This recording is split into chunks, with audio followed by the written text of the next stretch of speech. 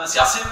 Ich habe vorher auch 2 Finanzierungsrunden, eine Business Angel und eine VC-Finanzierungsrunde mit aufgenommen. Und bevor ich unter die Gründe gegangen bin, war ich Unternehmensberater bei McKinsey, habe dort nur Banken beraten. Also ich glaube, das allererste, das Wichtigste, was ich gelernt habe, ist, ihr müsst euer Produkt selbst lieben. Ja. Die Investoren werden euch mit Skepsis und mit Kontraargumenten nur so überschütten, warum die Idee nichts taugt, ihr garantiert nicht die Richtigen seid und ihr am besten nie Unternehmer geworden wärt und besser euren gut bezahlten Job behalten hättet. Wenn ihr selbst euer Produkt nicht liebt, könnt ihr keinen anderen davon überzeugen, dass es die geniale Idee ist, in die man investieren sollte. Man muss zäh sein, sag ich mal, denn es weht einem, wie ich eben schon angedeutet habe, eine ganze Menge negativer Gegenwind entgegen. Ja, wenn man das nicht verkraften kann, dann hat man, glaube ich, einen sehr schweren Stand.